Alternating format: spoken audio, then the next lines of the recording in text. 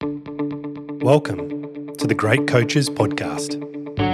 To me, being perfect is not about that scoreboard out there.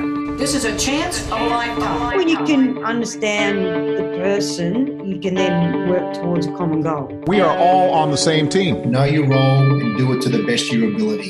Focus on the fundamentals. We've gone over time and time again. Your defense has got to be better. Leave no doubt tonight. Great moments are born from great opportunity. My name is Paul Barnett, and you are listening to the Great Coaches Podcast, where we explore leadership through the lens of high-performance sport by interviewing great coaches from around the world to try and find ideas to help all of us lead our teams better. Our great coach on this episode is the legendary American football coach, Bill Snyder. Bill started his coaching career in 1966. In 1979, he became the offensive coordinator under the future Hall of Fame coach, Hayden Fry, at the University of Iowa. Over the next 10 years, he and Fry turned a program that had not had a winning season since 1961 into a two-time Big Ten champion. In 1989, he became the 32nd head coach of Kansas State University. He would go on to coach them for 25 seasons. In this time, he would lead them to more than 200 wins, 18 bowl games, and 2 Big 12 championships. The development of the Kansas State program is considered the greatest turnaround in college football history and led Hall of Fame football coach Barry Switzer to once famously say about Bill, "He's not the coach of the year, he's not the coach of the decade, he's the coach of the century." Bill was inducted into the College Football Hall of Fame in 2015. Bill Snyder is a coach with a deep understanding of the human spirit. He believes in the power of responsibility and how it can help drive people to focus on the gradual daily improvements needed to win in football and in life. He has over 50 years coaching experience, and his passion for the craft is not diminished in any way. In fact, the truths that he talks about in this interview are so universal that I'm sure they will still be relevant 50 years from now. The parts of the discussion that I enjoyed the most were his view that when athletes believe you have a genuine interest in them, they will trust you and make the sacrifices required to give the team the best chance of success. How the goal you pursue is not as significant as the steps you take to get there, and you should put a lot of effort into identifying and planning to take those steps. And his focus on values, which he talks about in relation to his legacy and how he hopes to have helped people lead a happy and successful life. This was a wonderful conversation with a wise and selfless coach, and I hope you enjoy it as much as Jim and I did. The Great Coaches Podcast. Good evening, Coach Bill Snyder, and welcome to the Great Coaches Podcast. Well, thank you for having me. Greatly appreciated. We're very excited to talk all things American football with you. Could I ask just a really simple question to begin? Where are you in the world, and what have you been doing today? Well, I've spent a couple hours this morning, and first of all, I'm in Manhattan, Kansas. I'm sitting in my office at home. Presently, it's, I think, 1:30 here, approximately, but I spent a couple hours this morning visiting with an author who is writing a book, a life story book. I have run some errands for a speaking engagement that I'm going to do later on in the month. I had to mail some autograph books and I've written some notes, and here I am. Wow, that sounds like a pretty busy day. So we're pretty excited to have just a little bit of your time today to talk about your amazing coaching journey and the many achievements that you've had along the way. But if I could, I'd like to start, Coach Snyder, by just going back a little bit, because you've had some great experience with very good coaches, or perhaps even great coaches, people like Dan Devine and Hayden Fry. And so I'd like to start by just asking you, what is it you think that the great coaches do differently?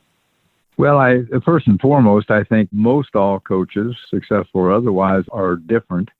I think the highly successful coaches are all different from each other. The successful ones have a prominent understanding of the environment that they happen to be in. In other words, they understand their community, they understand their university, they understand the students, they understand players in their program, they understand the administration, they have a good feeling about that. I think they're honest individuals who have established a foundation of trust within their programs. I think they have done that through honesty, always being able to speak the truth, whether it's wanting to be heard or not. I think they all instill discipline to a very high degree. I think the integrity is certainly commonplace, but just a strong value system, passion for youngsters and their growth, not just on the football field, but certainly in the classroom and in their own personal lives. I think when young people understand that you have that genuine interest and you prove that you have that genuine interest and they can trust that you have that genuine interest, then they're willing to make the sacrifices and provide the effort that gives you the best chance to succeed. Coach Snyder, when you were appointed the head coach of Kansas State, the team had not won a game in 2 years. They hadn't won a conference title in 44 years. And at the time, you were 50 years old, and it was your first time as a head coach. This was a risky move. There was a lot of risk in you taking this role, but it paid off. And so I wanted to ask you, what advice would you give other leaders when they are just starting out about risk? Well, I think the old adage, you can't achieve anything if you don't make the effort, if you don't try. I believe, because I'd made the mistake earlier in my coaching career when I was into the high school level, I think it's important to be who you are. I think when you try to emulate someone else, which I did early in my career, when you just attempt to do it like somebody else does it, so to speak, doesn't mean that you can't use things that you've learned from others. But by the same token, it's just important that you express yourself as the individual that you truly are. I think that's probably as significant as anything. Be who you are and use the knowledge that you have and trust that it will work for you and have confidence in it. And it definitely did work for you. And I'd like to talk a little bit about that success later on. But there's actually a small question I'd like to ask you, because in preparing for today, it quite fascinated me a little bit that one of the first things you did at Kansas State was to create a new logo for the team, the Powercat. And I wanted to ask you, why are symbols so important to you as a coach? Well, I don't know that symbols are important to me. Certainly that one was, but if you were to go back in Kansas State's history, the school logo, the university logo, was Willie the Wildcat. And so it was the logo for everything. And Willie the Wildcat is a very tame looking, it's a great logo. It truly is for a university, but it really is very mild mannered. And it was important for the program to be able to make change and to make change that would promote a more aggressive attitude towards achieving the successes that the program needed. So the Powercat logo, I knew really what I wanted. I went to our president and shared with him that I didn't want to interfere with the university logo because I loved it. I wanted this just to be the football logo. And he consented to that, and that's what it became. But then after several years with that as a football logo, the university adopted it as the university logo, which, okay, I guess. Anyway, that's how it was created. No, it's grown into quite an iconic image. And it worked, I guess, because in that first year, the team won one game. But significantly, it was the first win in 3 years. What I wanted to ask you was, in that first year, the team wins one game. And I imagine you must have had some self-doubt. Maybe not, I don't know. But I wanted to ask you, when other coaches come to you and ask you for advice on managing self-doubt, what is it you tell them? At the end of our first year, I was more confident than ever that we would be a successful program. And it wasn't because we won just one ball game. It was at the beginning of the year when I first arrived. I took our players out on the field and turned the scoreboard on, and I said, I'm not going to assess you based on what the scoreboard says. My assessment will be made based on your everyday effort to become better. And if you work diligently to improve every single day, you will have success here at Kansas State University. And at the end of the season, even though it was just the one game, I was confident that we had made a good deal of improvement consistently throughout the course of the season. I was confident that if we continued that, we would be a successful program. As far as the coaches that are going into that situation or any kind of situation and create self-doubt for themselves, my advice, I guess, if you will, or the comment I would make is don't entertain self-doubt. I mean, that is just what it says. It's self, meaning you embraced the doubt and there's no need to. I mean, somebody had confidence in you to put you in the position that you're in. That should be somewhat of a motivational factor that others believe in your capabilities. If self-doubt prevails, then your chances of being successful are highly limited, and you probably should seek another opportunity or a different opportunity. Confidence, self-belief, discipline, they're themes that run through your coaching journey, or at least the way that it's reported upon. And there was a great quote I found, and I'd just like to read it to you before I ask the question, actually, which is, any football coach in the country wants his players to honestly, and honestly is a valuable word, believe that they will win and can win on any day.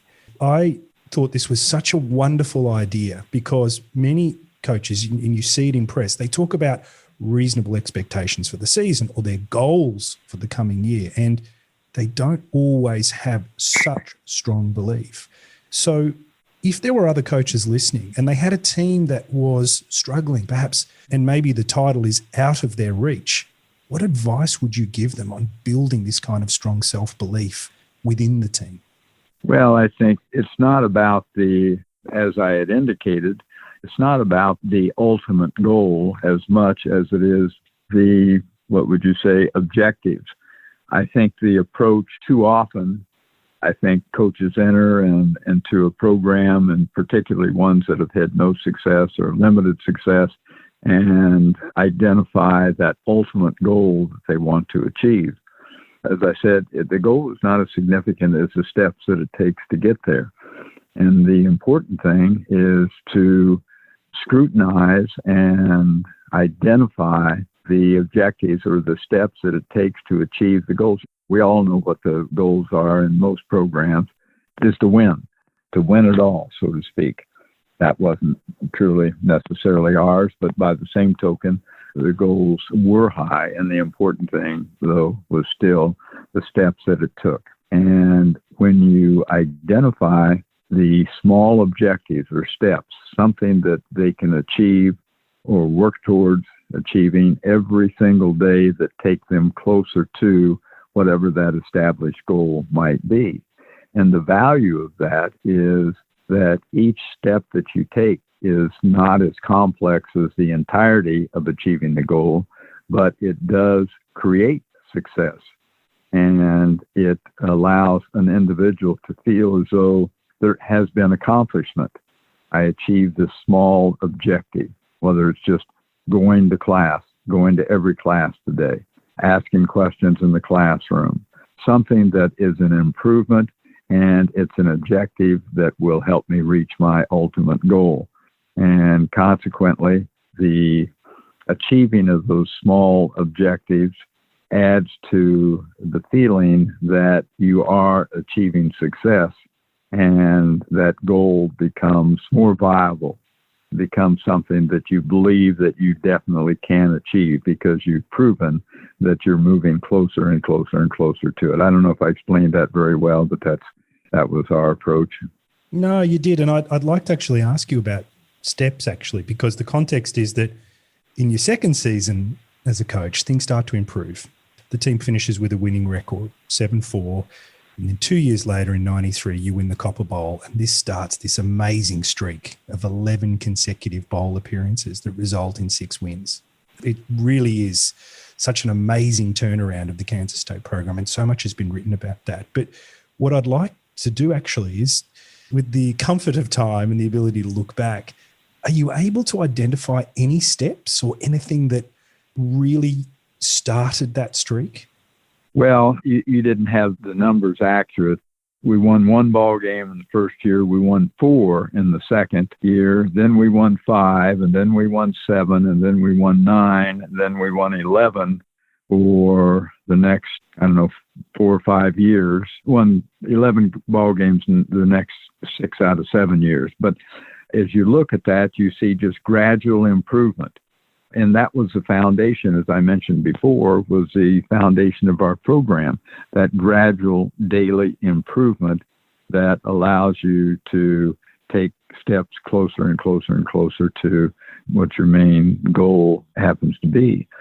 Every step that we took on a year-to-year basis for a long time showed that we were making gradual improvement.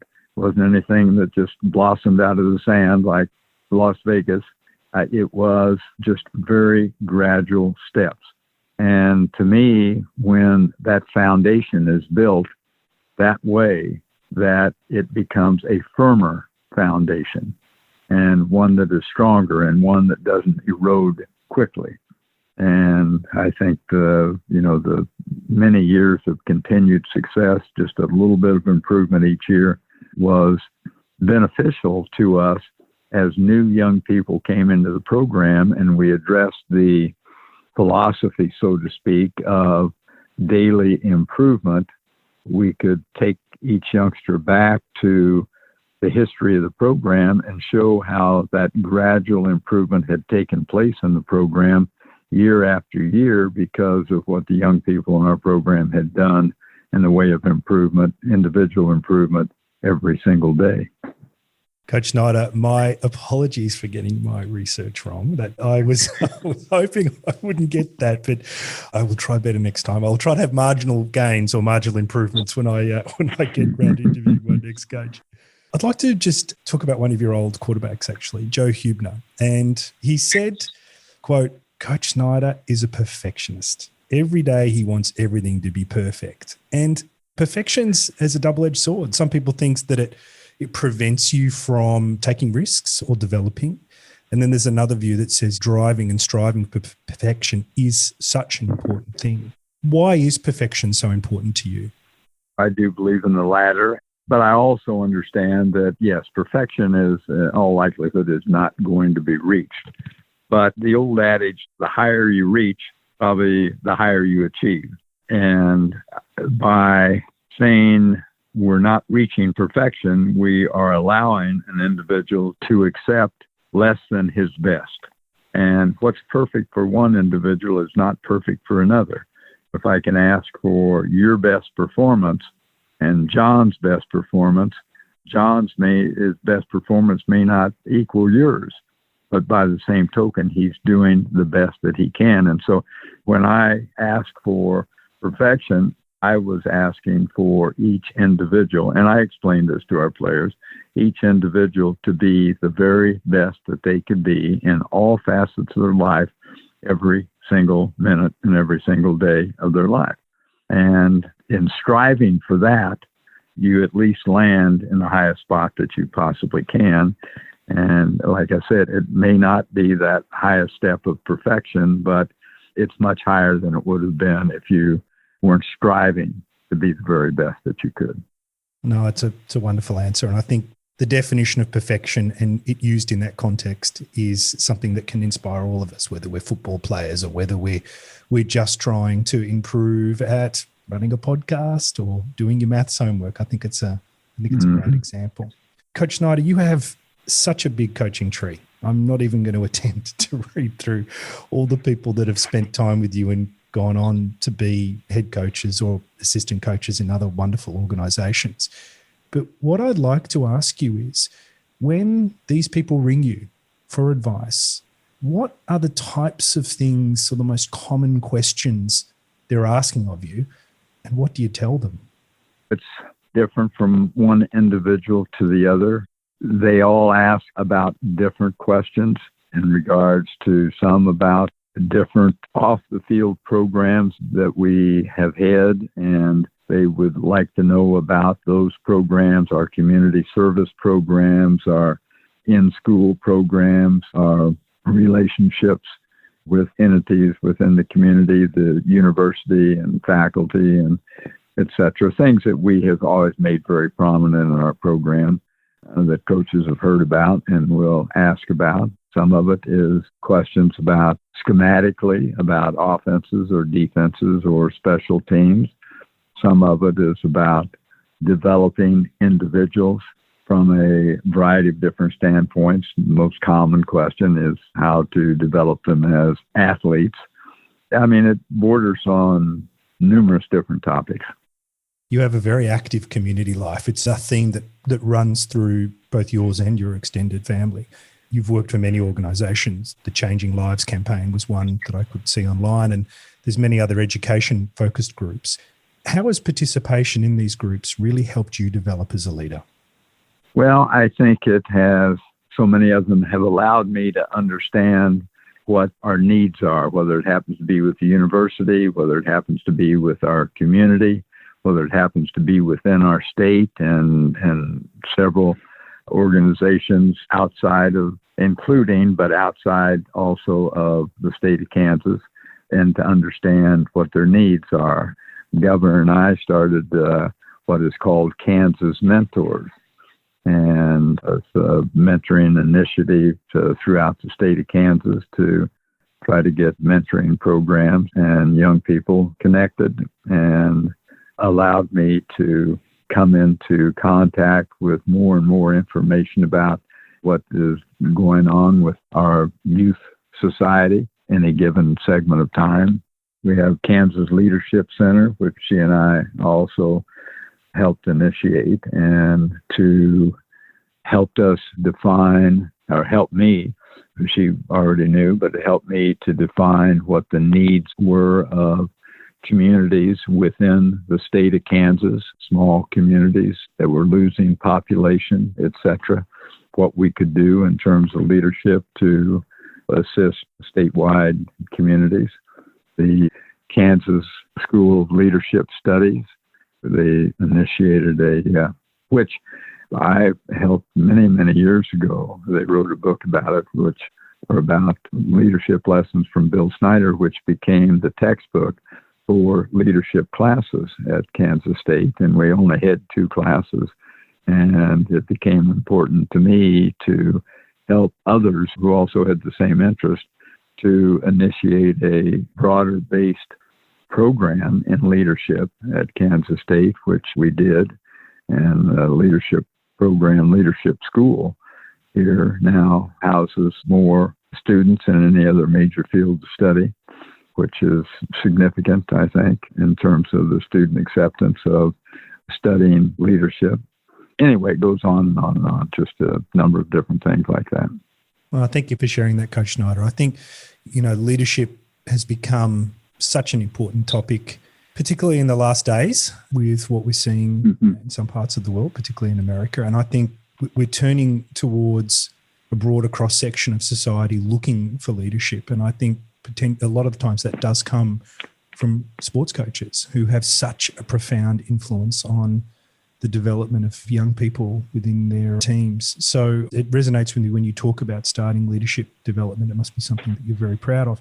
But I'd like to come back to 1998, if we could, because that was the year where you went undefeated and you become the number 1 ranked team. And then a few years later in 2003, you win the Big 12 and you break the 69-year-old gap between conference titles for Kansas State. You've talked in this call about learning and developing as a coach. What was different with your style in 2003 versus the type of leader you were in 1989? I wasn't, at least to my knowledge, I didn't change anything that I was doing. We were an improved football program because we got better and better players each year. We got players that bought in more significantly year in and year out. a variety of different things that help improve football programs were existent. But I doubt very seriously that I changed a great deal. I think I was pretty much the same individual.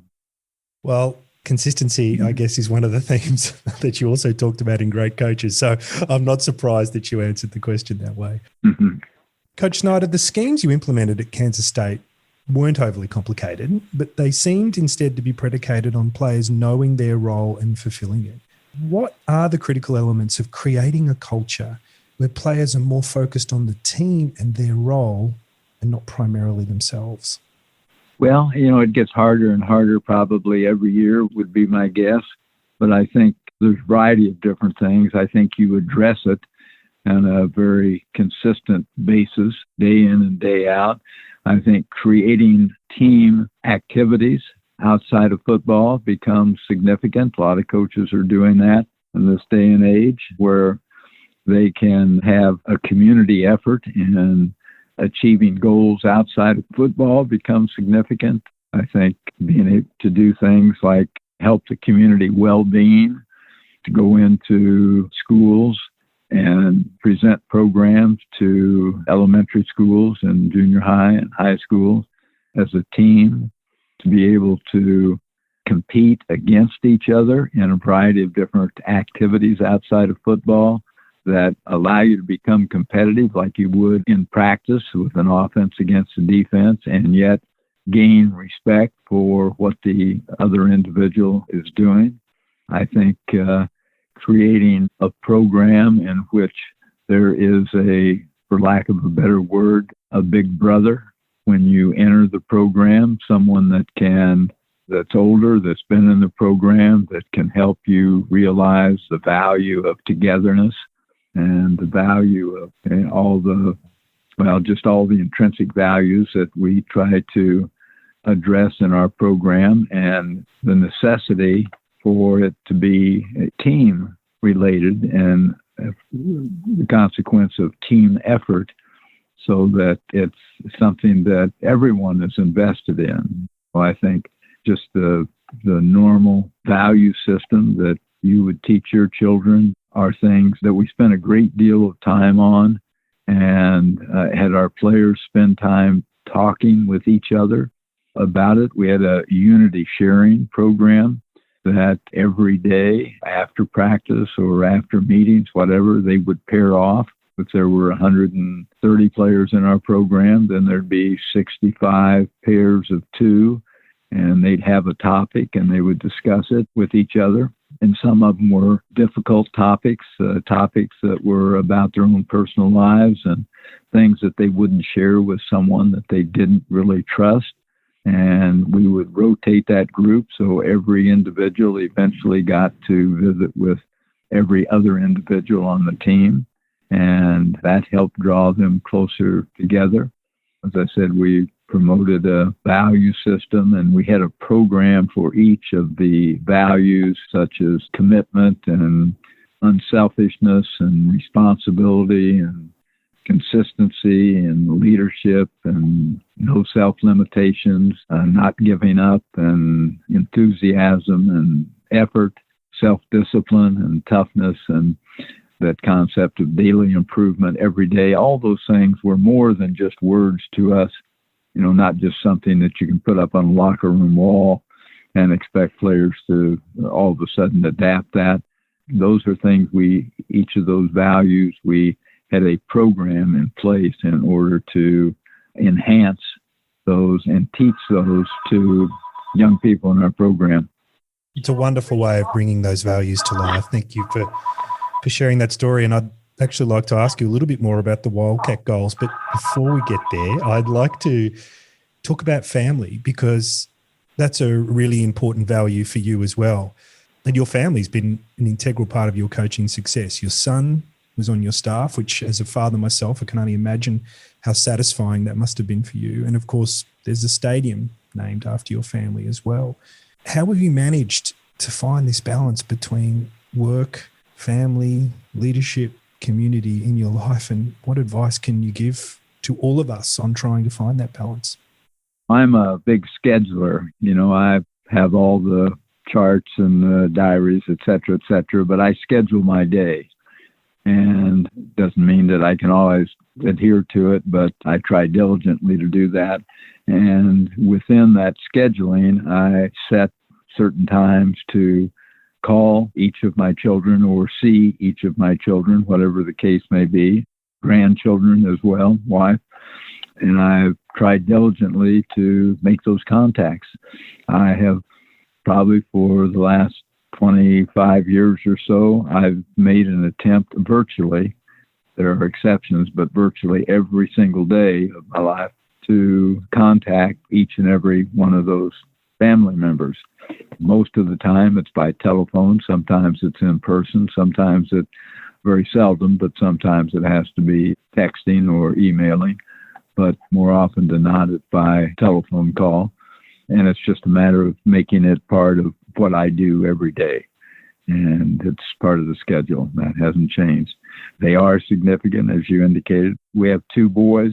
Both of them played here at Kansas State. Sean was an All-American punter and went into coaching and worked with me for many, many years.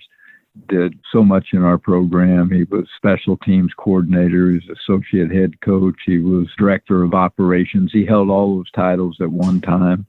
So he did more than I did, really, within the program. He's presently the special teams coordinator at the University of Southern California. I have a daughter. All five of our children went to Kansas State. We have one grandchild that's gone through, another one that is in school at Kansas State, and all the rest have indicated they want to go to Kansas State when they are of college age. That must be so satisfying for you. Congratulations. It must be wonderful to see everybody coming and experiencing something that's been just such a big part of your life.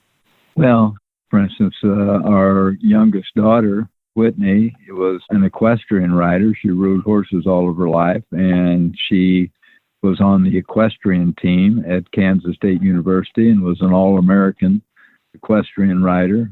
So we had two of our five children were All-Americans at Kansas State. So, it wasn't just the joy of having them here. It was a joy of seeing them have success. So I said our other son, Ross, played for us on the football program. The other two children were both daughters, Shannon and Meredith, and both came from Texas to go to school at Kansas State and were highly successful getting their degrees and involved in many other things. My middle daughter, Meredith, was involved in an automobile accident when she was in high school and left her paralyzed, which she has fought through diligently, and she can move with the aid of a helping hand and walk with the aid of a cane or a helping hand now. But she became such an amazing individual after her accident. And when she gained some recovery, she became owner and operator of 3 separate businesses, owns property of 80 or so acres that they work, and she has raised 3 young children. She's probably as committed and strong and disciplined as anybody that I've ever coached or have in our family, but pretty special. I think it's wonderful when our children can teach us something too, and it sounds like that's what's happened there. They all have, yes. You've been very generous with your time, and so I'd just like to ask you a couple more questions if I could. And I'd like to talk about the Wildcat goals, because you came back to coach at Kansas State and you put together this great list, 16 Wildcat goals for success. And as you said, they're really applicable to anyone, anywhere. Yes. And when I was reading through the list, the one that resonated with me, given my situation as middle-aged father, 47, I've got 2 girls, trying to juggle work, trying to be a good friend. And you talk about responsibility and the idea of people being responsible for their own performance. And I wanted to ask you why responsibility is so important for you and where the focus on it comes from. I think we all, you and I both, have realized that on so many occasions we meet people who do not accept the responsibility for certain failures. And when all of us know that it does exist, and by not accepting the responsibility for things that you are responsible for is a detriment to our society, because it not only harms you, but it conceivably harms many others because of something that you failed to do that was really, for lack of a better word, a responsibility of yours. So you talk about, and perfect most recent example was the fiasco at the state or at the U.S. Capitol. Can't speak to everybody there, but there were an awful lot of irresponsible people that were involved in that, and consequently, there was great harm to others, particularly 5 that were shot or 4 that lost their lives, whatever those numbers were. Things that we don't see, because most people are not, if they knew the consequences of irresponsibility, in many occasions, they would not do what they were doing. But they just don't. They're going to act and then defer the responsibility. And I think that happens way too much. It's an easy thing to do. Should be a hard thing to live with. Coach Snyder, you've had such a wonderful and long career as a coach. You're still very active as a leader, a big sphere of influence. And so I wanted to finish by asking you about legacy. And I know it's potentially a difficult topic.